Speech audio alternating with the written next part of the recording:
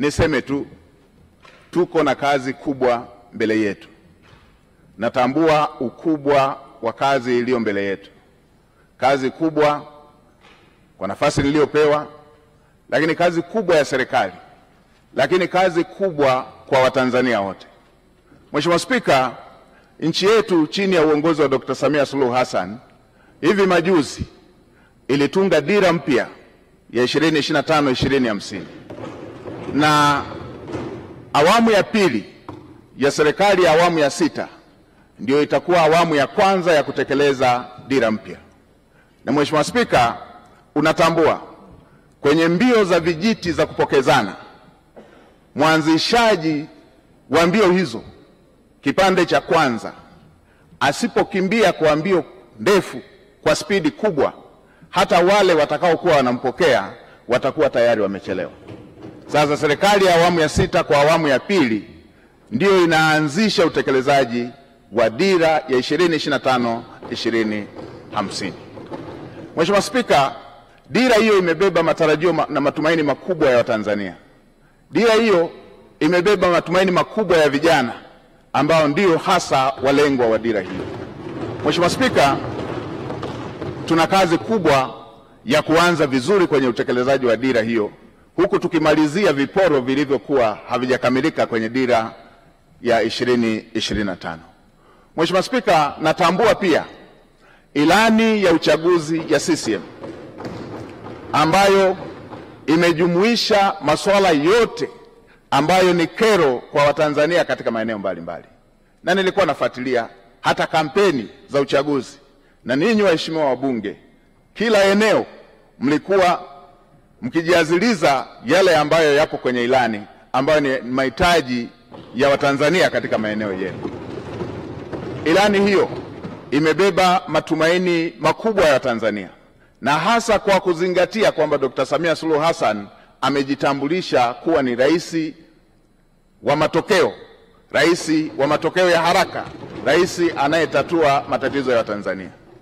Kwenye maeneo ambayo amepokea vijiji vikiwa havijapata umeme, ndani ya muda mfupi alimalizia vijiji vyote vikapata umeme. Watanzania wanatarajia takriban vitongoji 28,000 ambavyo havijapata umeme sasa vikapata umeme. Hayo ni mambo makubwa ambayo yanasubiriwa na Watanzania katika kipindi hiki kinachofuata. Si hivyo tu, Mheshimiwa Rais ametoa ahadi kupitia ilani ya uchaguzi kushughulikia tatizo la ajira kwa vijana, takriban kutengeneza ajira zisizopungua milioni 8 kwa ajili ya vijana wa Kitanzania. Hii ni kazi kubwa ambayo tutafanyia uratibu, usimamizi kuweza kuhakikisha kwamba ndoto ya Mheshimiwa Rais ya Watanzania wa vijana wetu kupata ajira inatimia.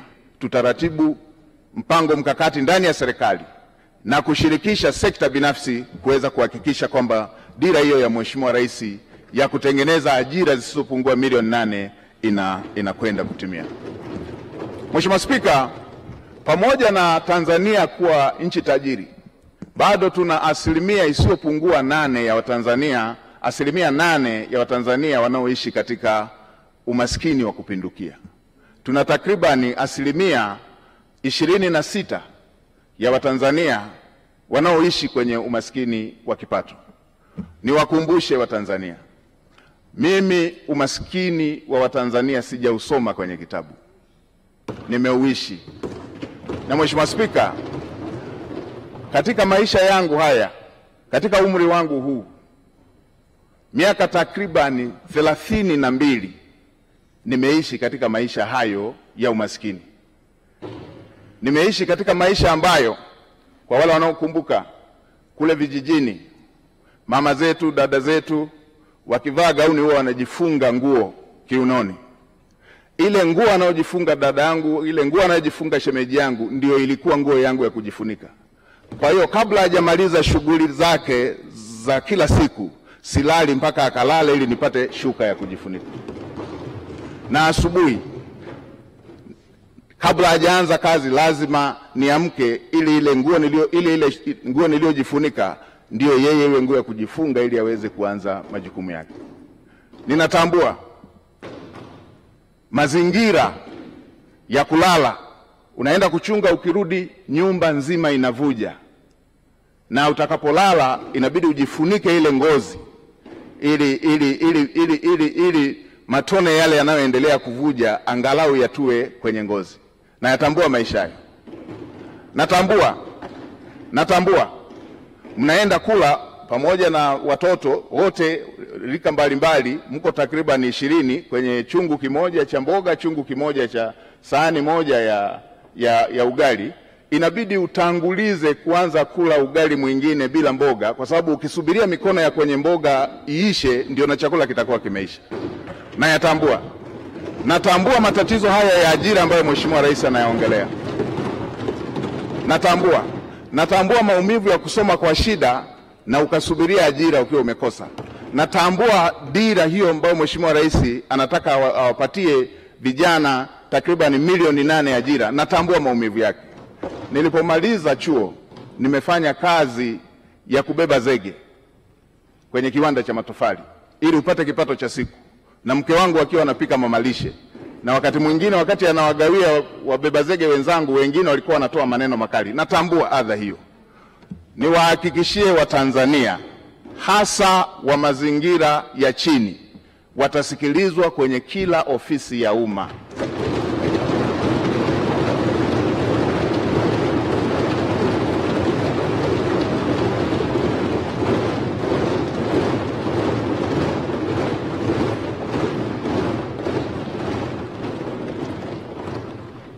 Kila aliye Mtanzania, hii nchi ni yake. Watanzania wote watasikilizwa kwa nidhamu katika ofisi za umma.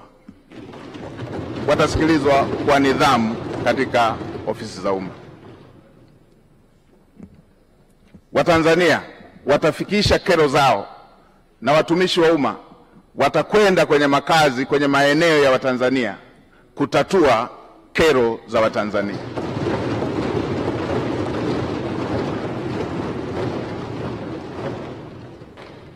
Ukiondoa miaka 32 hiyo niliyoielezea, miaka takriban 18 maisha yangu yamezungukwa na wahitaji kuliko walioridhika. Nikiwa na watoto takriban 100 nao kaa nao, na bweni la wanawake na wanaume, wasichana na wavulana hapa. Natambua mahitaji na uhitaji wa Watanzania. Naitambua. Kwa kutambua hilo, naamini yale yaliyo dira ya Mheshimiwa Rais katika kutatua kero za Watanzania, niwahakikishie Watanzania nitasimamia kwa uadilifu, nitasimamia kwa jitihada, nitasimamia kwa kuhakikisha kwamba hayo yanatimia.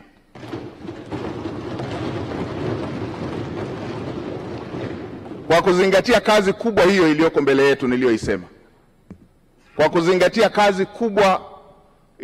yetu niliyoisema. Watumishi wa umma na Watanzania sote tuwe tayari. Lazima tuende kwa gia ya kupandia mlima.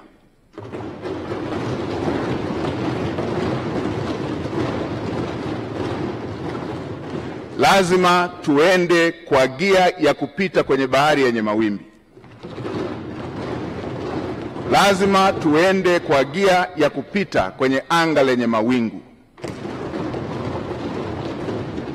Lazima chombo kifike salama na watu wake wakiwa salama. Kwa watumishi wa umma wavivu, wazembe, wala rushwa,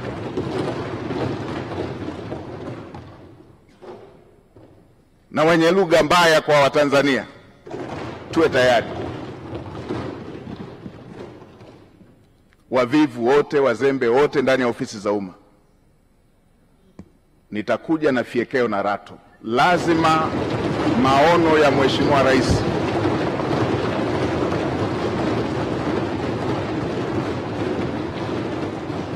Lazima maono ya Mheshimiwa Rais ahadi ambazo Mheshimiwa Rais amewaahidi Watanzania lazima zitekelezwe.